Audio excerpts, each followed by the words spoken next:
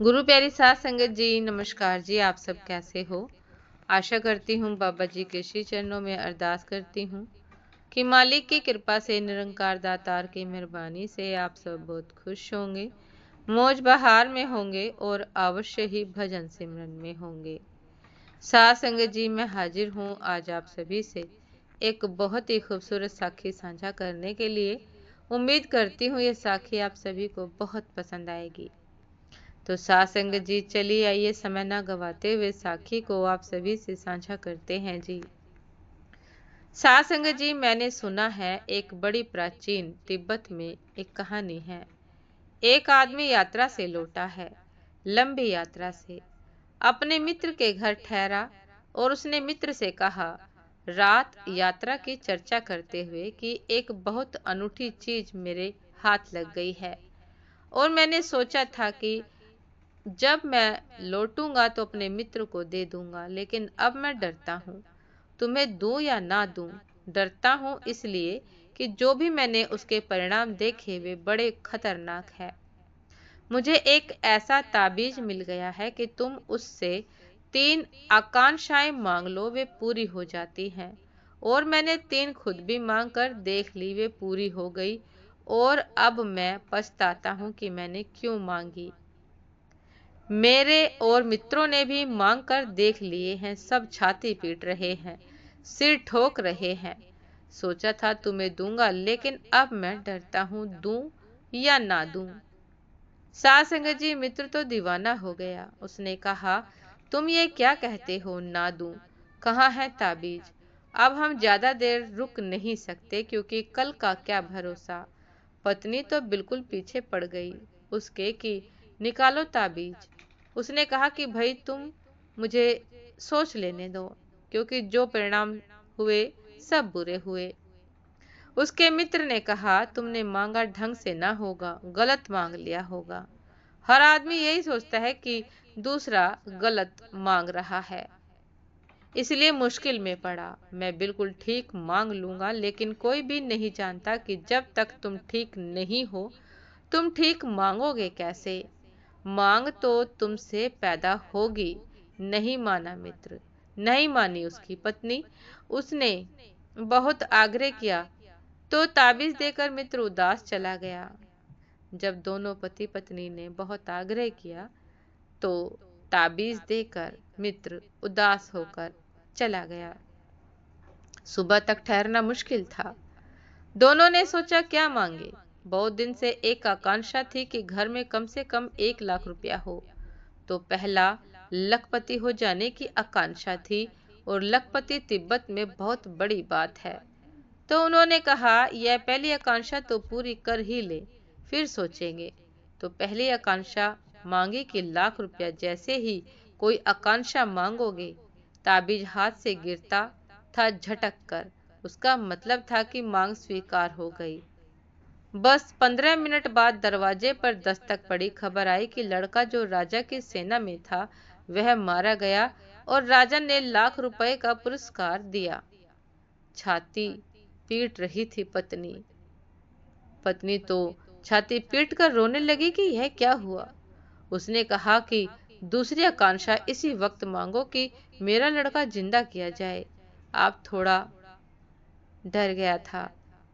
साथ संगत जी, उस लड़के का पिता थोड़ा डर गया था। उसने कहा कि यह अभी तो पहली का फल हुआ। पर पत्नी एकदम पीछे पड़ी थी कि देर मत करो, वही मांगो जो मैं बोल रही हूँ। मुझे मेरा पुत्र चाहिए, वही मांगो जो मैं कह रही हूँ। जल्दी करो, देर मत करो, कहीं वे दफना ना दे, कहीं लाश सड़ गल ना जाए। जल्दी मांगो।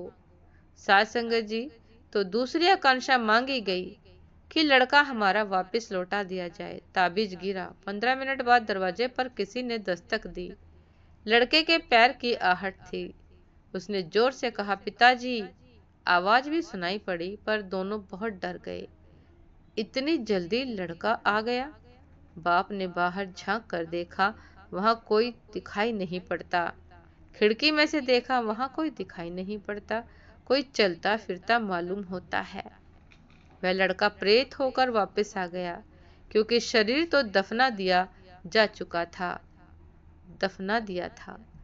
पत्नी और पति दोनों घबरा रहे हैं कि अब क्या करें, दरवाजा खोले कि नहीं, क्योंकि तुमने भला कितना ही लड़के को प्रेम किया हो। अगर वह प्रेत होकर आ जाए तो हिम्मत पस्त हो जाएगी। बाप ने कहा, रुक, अभी एक आकांक्षा और मांगने को बाकी है। और उसने ताबीज से कहा, कृपया कर और इस लड़के से छुटकारा, नहीं तो अब यह सताएगा जिंदगी भर। यह प्रेत अगर यहाँ रह गया घर में, इससे छुटकारा करवा दे। और पति आधी रात गया ताबीज देने अपने मित्र को वापस, और कहा कि इसे तुम कहीं फेंक ही दो, आप किसी को भूल कर भी मत देना। तुम्हारी पूरी जिंदगी की कथा इस ताबीज की कथा में छिपी है। जो तुम मांगते हो वह मिल जाता है, नहीं मिलता है तो तुम परेशान होते हो, मिल जाता है तो तुम अलग परेशान होते हो। गरीब दुखी दिखता है और अमीर भी दुखी दिखता है। जिसकी शादी नहीं हुई वह परेशान है, जिसकी शादी हो गई वह छाती पीट रहा है, सिर ठोक रहा है। जिसको बच्चे नहीं हैं वह घूम रहा है साधु संतों के सत्संग में कि कहीं बच्चा मिल जाए, और जिनको बच्चे हैं वे कहते हैं कि कैसे इनसे छुटकारा होगा, यह क्या उपद्रव हो गया। तुम्हारे पास कुछ तो है तो तुम रो रहे हो, तुम्हारे पास कुछ नहीं तो तुम रो रहे हो। और मौलिक कारण यह है कि तुम गलत हो, इसलिए तुम जो भी चाहते हो वह गलत ही चाहते हो।